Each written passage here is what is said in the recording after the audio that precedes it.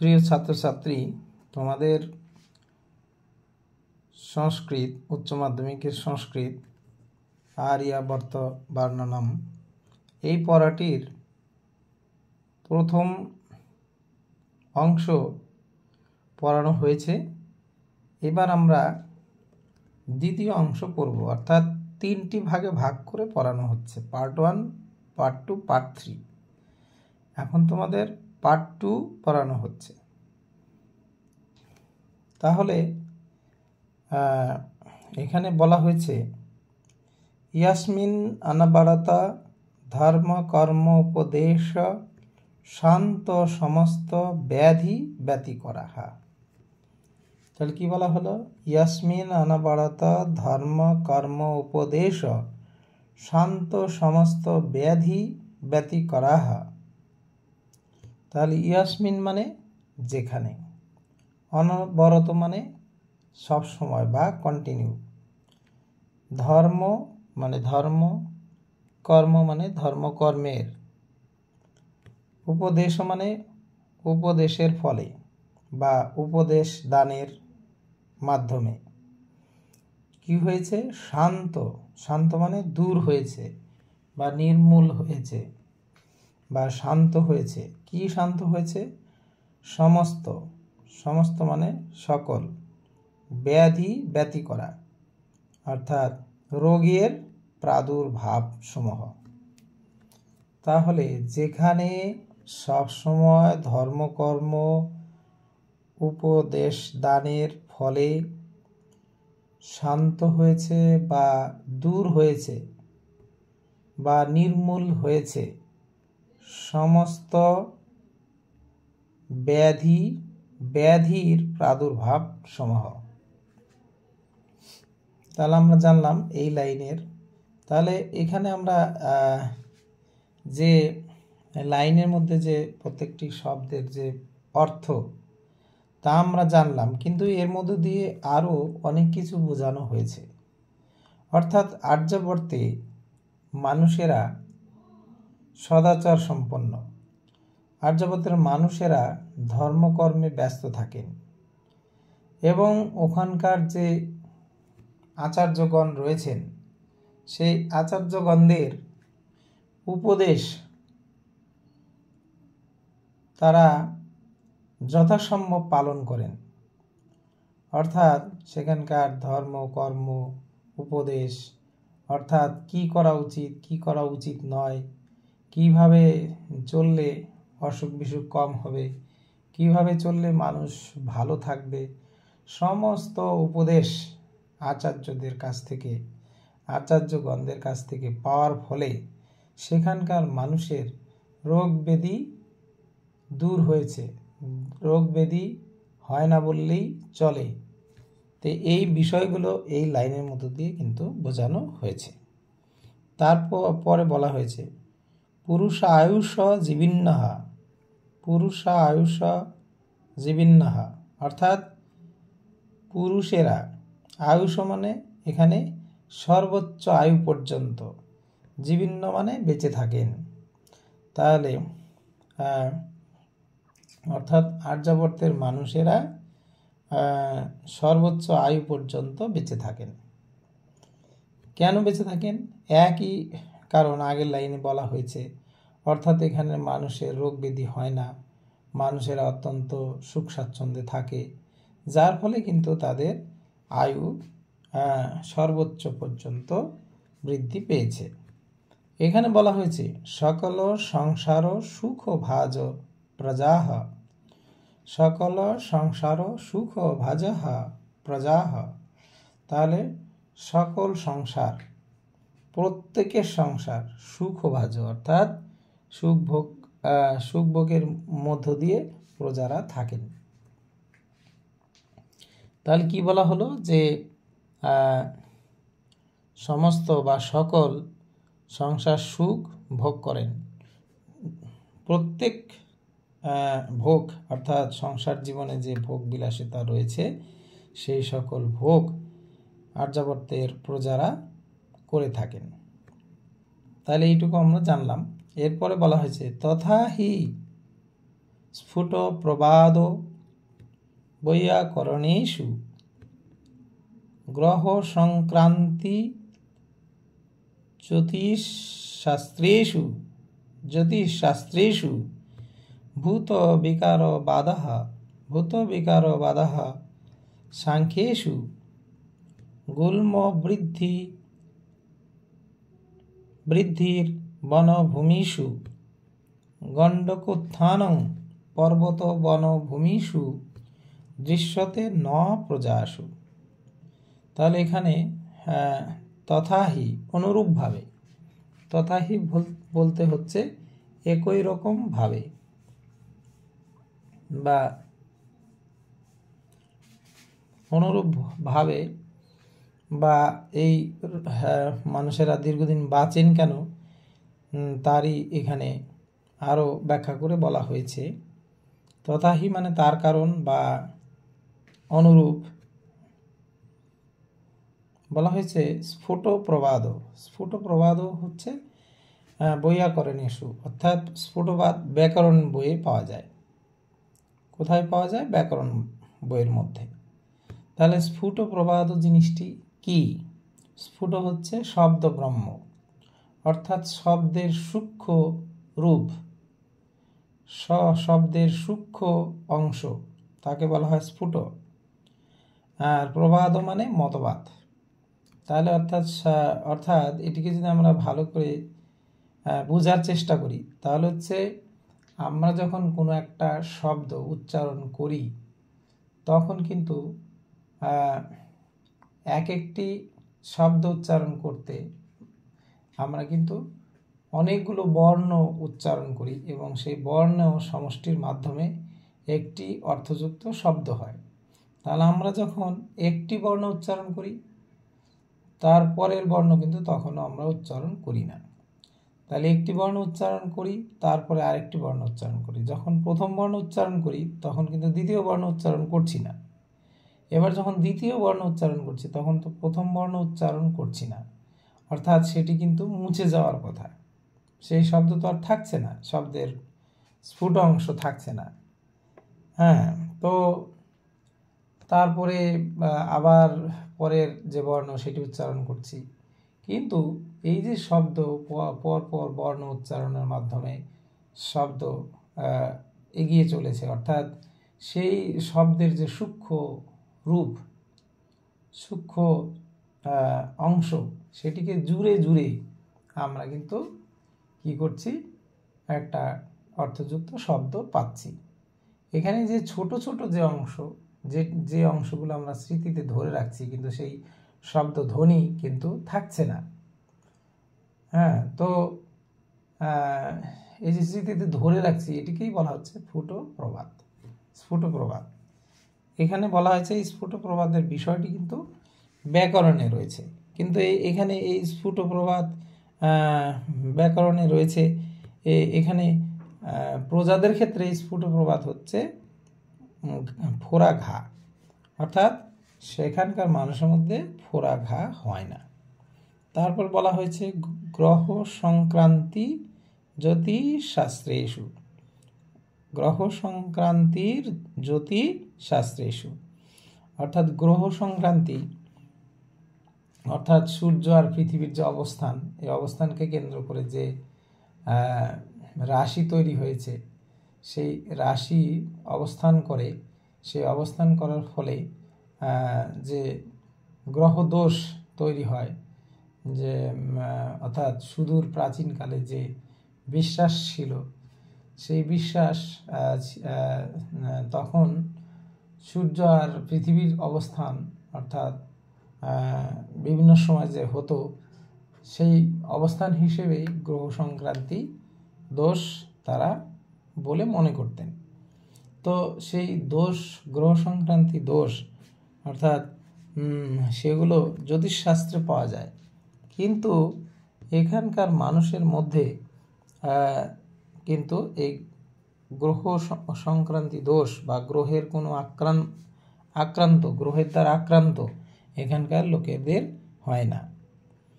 তারপর বলা হয়েছে ভূত বিকারবাদ সাংখ্যেষু, অর্থাৎ ভূত বিকারবাদ এগুলো পাওয়া যায় সাংখ্য দর্শনের মধ্যে। ভূত বিকারবাদ বলতে অর্থাৎ মূল প্রকৃতি, এই মূল প্রকৃতির মধ্যে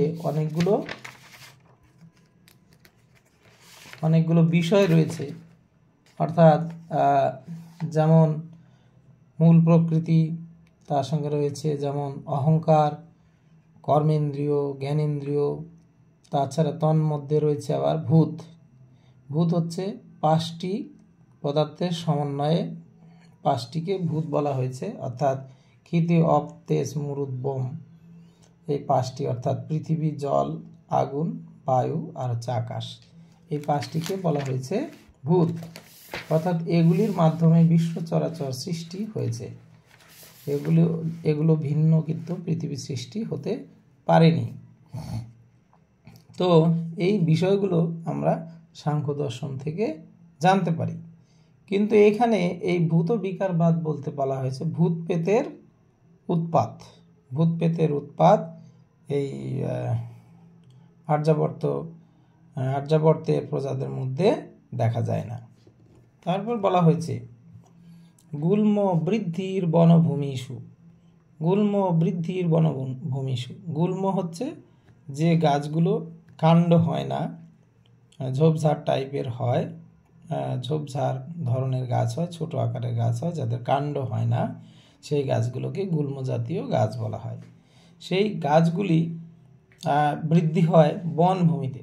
কোথায় হয়? বনভূমিতে এই গাছগুলোর বৃদ্ধি ঘটে। কিন্তু এখানে গুল্ম জাতীয়, গুল্ম এগুলো প্রজাদের মধ্যে দেখা যায় না, অর্থাৎ প্রজাদের মধ্যে এই গুল্ম বলতে প্লীহা রোগের কথা বলা হয়েছে।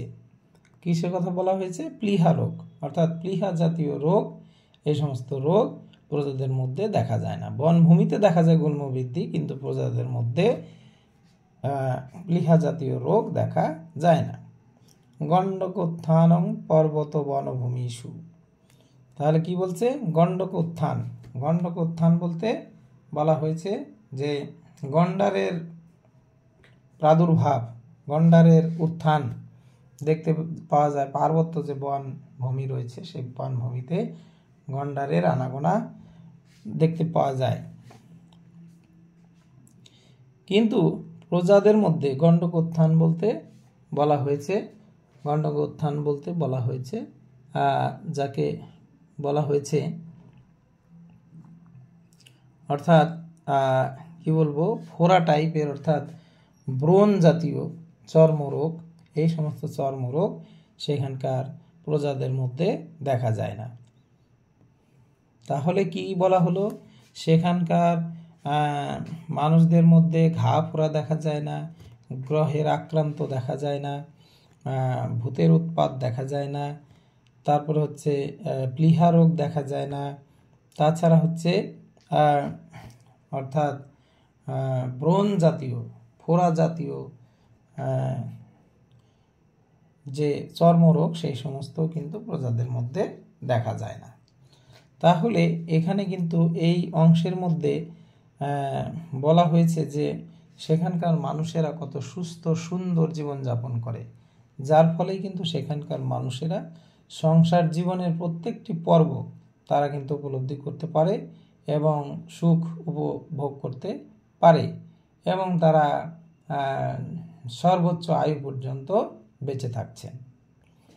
এই অংশের মধ্যে দিয়ে এই বিষয়গুলোই সুস্পষ্ট করা হয়েছে। এবার আমরা আসছি তারপরের অংশে। তারপরের অংশে বলা হয়েছে ইয়াত্রা চতুর গোপশোভিতা সংগ্রামাইব গ্রামাহা। তাহলে এখানে কি বলা হয়েছে? ইয়াত্র, ইয়াত্র মানে যেখানে।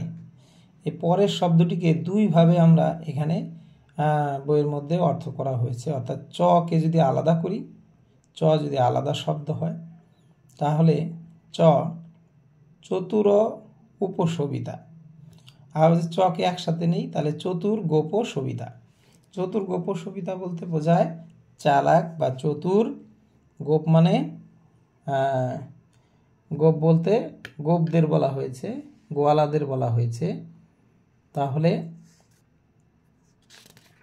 এখানে গোয়ালাদের কথা বলা হয়েছে।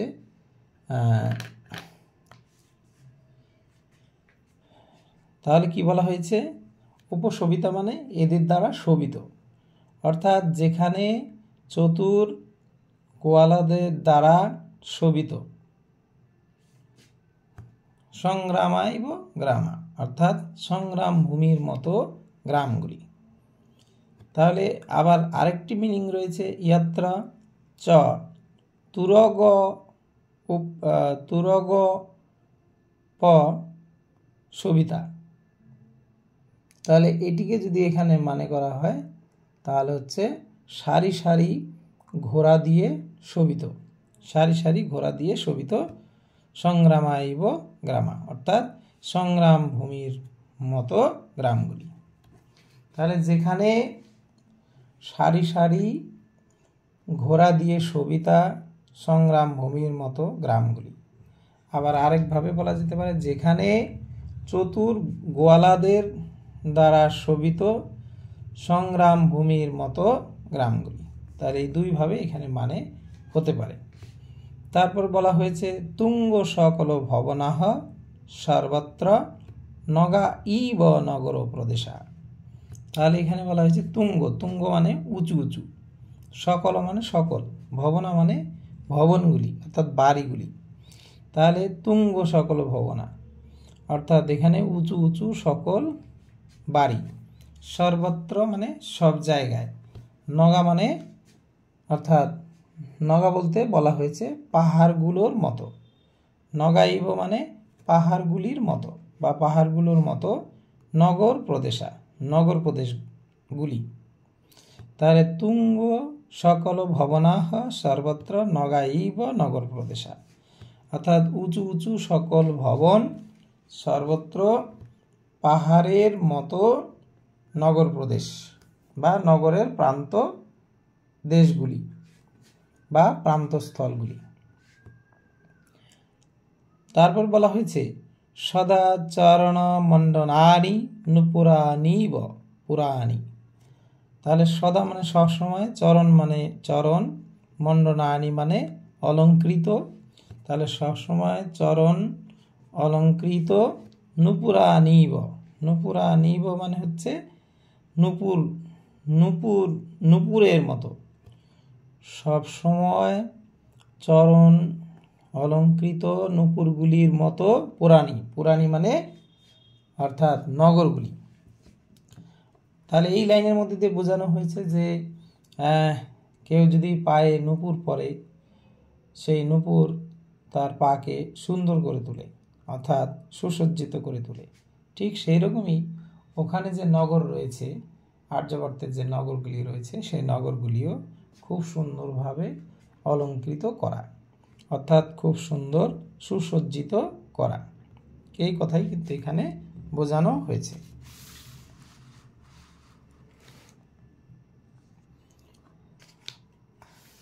এবারে আসছি আমরা তারপরের অংশে। বলা হয়েছে সদা ন ভোগাহ প্রবঞ্চনাইব জনা, সদা নবগাহ, সদা নবগাহ, অর্থাৎ সদা মানে সবসময়, নভোগা মানে হচ্ছে আকাশ। তাহলে কি বলা হয়েছে? আকাশ বা আকাশে প্রবাহিত, প্রবঞ্চনা মানে বাতাস, ইব মানে মতো, বাতাসের মতো। তাহলে সবসময় আকাশে প্রবাহিত বাতাসের মতো জনা বা জনাহ, অর্থাৎ লোকজনেরা। তাহলে এই কথার মধ্যে কি বোঝানো হয়েছে? অর্থাৎ আর্যাবর্তের মানুষেরা বাতাস যেমন সবসময় চলমান থাকে, প্রবাহিত হতে থাকে, সেই রকম এখানকার মানুষেরা সবসময় কর্মঠ, কাজে কর্মে ব্যস্ত থাকে, অর্থাৎ এখানকার মানুষ স্থির থাকে না, সবসময় কাজে ব্যস্ত থাকে, এই কথাই কিন্তু এখানে বোঝানো হয়েছে। তারপর বলা হয়েছে পিয়ালো পনসারানি যৌবনানিব বনানি। তাহলে এখানে এই প্রিয়ালো পনসারানি যৌবনানিব বনানি, এখানে এই শব্দটি কিন্তু দুই ভাগে দুই ধরনের মানে করা হয়েছে। অর্থাৎ যদি আমরা প্রিয়া আলাপন সারাণী এইভাবে ভাঙি তাহলে এক ধরনের মানে হবে। আবার যদি প্রিয়াল পনস আরাণী এইভাবে যদি আমরা ভাঙি তাহলে কিন্তু আবার অন্য রকমের মিনিং হবে। তাহলে এখানে বলা হয়েছে যে যদি আমরা প্রিয়া আলাপন সারাণী যৌবনানি বনানি অর্থাৎ প্রিয়া আলাপন এই অর্থ ধরি, তার হচ্ছে প্রিয়াদের সঙ্গে আলাপনই হচ্ছে প্রধান কাজ বা মুখ্য কাজ। যৌবনানিব যৌবনের মতো বনানি অর্থাৎ বনগুলি। অর্থাৎ আবার যদি আমরা প্রিয়াল পনসারাণী এই অর্থ ধরি তাহলে হচ্ছে প্রিয়াল মানে হচ্ছে এই ক্ষেত্রে বলা হয়েছে যে প্রিয়াল ফল আর হচ্ছে কাঁঠালের সারিতে ভরা, অর্থাৎ প্রিয়াল আর হচ্ছে বা পিয়াল আর হচ্ছে কাঁঠাল ফলে বাগানগুলি যৌবনের মতো ভরপুর। তাহলে এখানে আমরা কিন্তু দুইভাবেই মানে করতে পারি, কিন্তু এখানে যে অর্থ আমরা ধরে নিতে পারি সেটা কিন্তু আমরা বিভিন্ন ফল, বিশেষ করে পিয়াল ফল আর হচ্ছে কাঁঠাল ফলে যৌবনের মতো বনগুলি সুসজ্জিত। অর্থাৎ যৌবন বয়সে মানুষের যেমন শারীরিক সৌন্দর্য বৃদ্ধি পায়, তেমনিভাবে এই বনগুলি বিভিন্ন ফলে পরিপূর্ণ হওয়ার ফলে সেগুলোও মনে হয়েছে যে যৌবনে ভরপুর। এই কথাই কিন্তু বোঝানো হয়েছে। অর্থাৎ বনগুলিতে প্রচুর ফল গাছ রয়েছে এই জিনিসই বোঝানো হয়েছে। অর্থাৎ সেখানে ফলাদিরও অভাব নেই, সেই ফলগুলোও খুব যৌবনের মতো পরিপূর্ণ, যৌবনের মতো কি বলবো আকর্ষণীয় বা যৌবনের মতো ভরপুর, সেই অর্থ এখানে কিন্তু বোঝানো হয়েছে। তারপর বলা হয়েছে বিট পিহিতাশ্চটিকা। তাহলে কি বলা হয়েছে? বিট পিহিতাশ্চটিকা ইব বাটিকা। তাহলে এখানে বলা হয়েছে যে নিজ লোকদের দ্বারা পরিবৃত্ত মানে ঘেরা, নিজ লোকদের দ্বারা ঘেরা অর্থাৎ দাসীদের মতো বাটিকা, অর্থাৎ বাটিকা বলতে বাগানগুলি। অর্থাৎ নিজ লোকেরা যেমন দাসীবৃত্তি করে অন্যদের পরিচর্যা দেয়, ঠিক সেই রকম এখানকার বাগানগুলি ফলমূল দিয়ে, অর্থাৎ সেখানকার প্রজাদের যা যা দরকার, বন্য জিনিসের দরকার, খাবারের জিনিসের দরকার, সেগুলো দাস দাসীদের মতো সেগুলো কিন্তু পূরণ করে। এই কথা এখানে বোঝানো হয়েছে। তারপর বলা হয়েছে নির্বৃতি স্থানানি। নির্বৃতি স্থানানি মানে হচ্ছে আশ্রয় স্থান, আশ্রয়স্থল বা আশ্রয়ের স্থান, সুখের আশ্রয়ের স্থল। তাহলে সুখের আশ্রয়স্থল কি বলা হয়েছে? সুকলত্রাণী ব ইক্ষু ক্ষেত্র সত্রাণী। বলছে যে এখানে মনজ্ঞ গৃহিণীদের মতো, অর্থাৎ সুন্দর বধূদের মতো ইক্ষু ক্ষেত্র সত্রাণী, অর্থাৎ ইক্ষু ক্ষেতের বা আখ ক্ষেতের দানশালাগুলি দেখা যায়। তাহলে এখানে কি বলা হয়েছে যে নির্বৃতি স্থানানি সুকলত্রাণী বা ইক্ষু ক্ষেত্রসত্রাণী, অর্থাৎ সুখের আশ্রয়স্থল, সুন্দর সুন্দর স্ত্রীদের মতো, সুন্দর সুন্দর স্ত্রীদের মতো ইক্ষু ক্ষেতের বা আখ ক্ষেতের দানশালাগুলি দেখা যায়। তারপর বলা হয়েছে কুপিত কপি কুলিতা লঙ্কেশ্বর কিঙ্করা ইব ভগ্ন কুম্ভ কর্ণ ধনসাপাহ কুপাহ। তাহলে এখানে বলা হয়েছে কুপিত কুলিতা লঙ্কেশ্বর কিঙ্করা ইব ভগ্ন কুম্ভ কর্ণ ধন সাপা কুপাহ। তাহলে এখানে কি বলা হয়েছে যে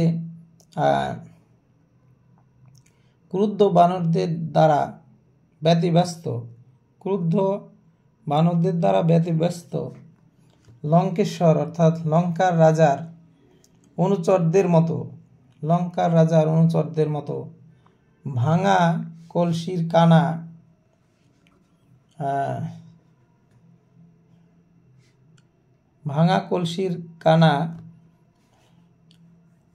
ভাঙা কলসির সাথে এখানে কি রয়েছে গভীর সুস্বাদু জলে ভরা কুপাহ অর্থাৎ কুয়োগুলো রয়েছে।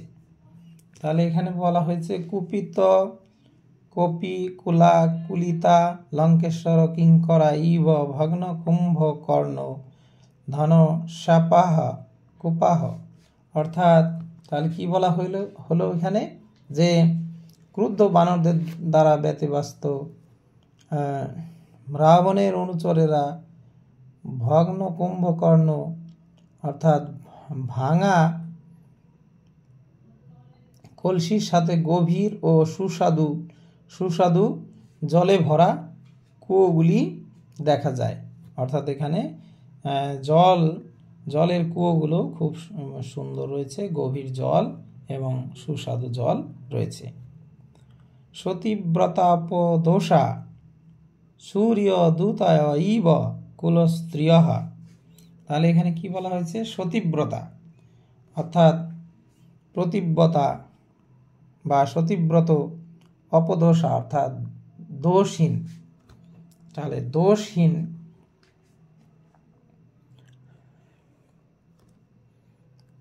দোষহীন সূর্য দূতয় অর্থাৎ সূর্যের দ্যুতির মতো বা সূর্যের কিরণ রাশির মতো কুলনারীরা রয়েছে।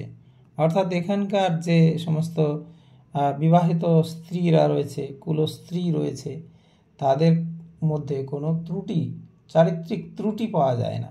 তারা হচ্ছে সতীব্রত নারী এবং অপদোষা অর্থাৎ দোষহীন এবং তাদের যে গায়ের বর্ণ সেগুলো হচ্ছে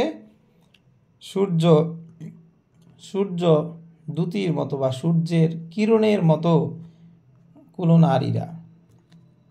অপিচ আরও বলা যায়, এখানে আরও বলেছেন ভবন্তি ফাল্গুনে মাসি বৃক্ষ শাখা বিপল্লবাহ।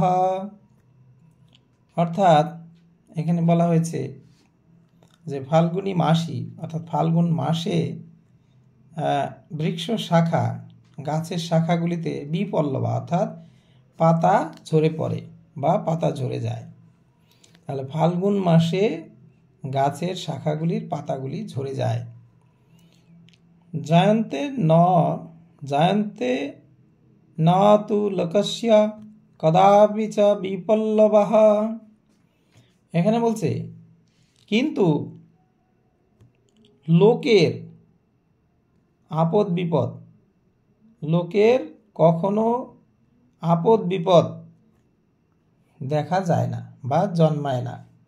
তাহলে এখানে কি বলা হয়েছে যে ফাল্গুন মাসে আর্যাবর্তের গাছের ডালগুলো থেকে পাতাগুলো ঝরে যায়, কিন্তু মানুষের কখনো ছিটে ফোটা বিপদও ঘটে না।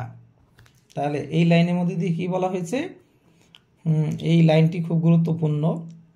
তো এই লাইনটি ব্যাখ্যাতে আসে, অতএব এটি খুব ভালো করে জানতে হবে। যখন প্রশ্ন উত্তর নিয়ে আলোচনা হবে তখন এই বিষয়টি আরও সুস্পষ্টভাবে বোঝানো হবে। তাহলে তোমাদের কিন্তু এই পর্যন্ত দ্বিতীয় পার্টে তোমাদের এই পর্যন্ত বোঝানো হলো। যদি কোথাও বুঝতে অসুবিধা হয় তাহলে তোমরা কমেন্ট করেও জানাতে পারো, সেই জায়গাগুলোকে আবার স্পষ্ট করে দেওয়া হবে। আর আশা করি সকলের উপকারে আসবে। আর সকলের উপকারে আসলে আমার এই ইউটিউব চ্যানেলে পড়া দেওয়া সার্থক হবে।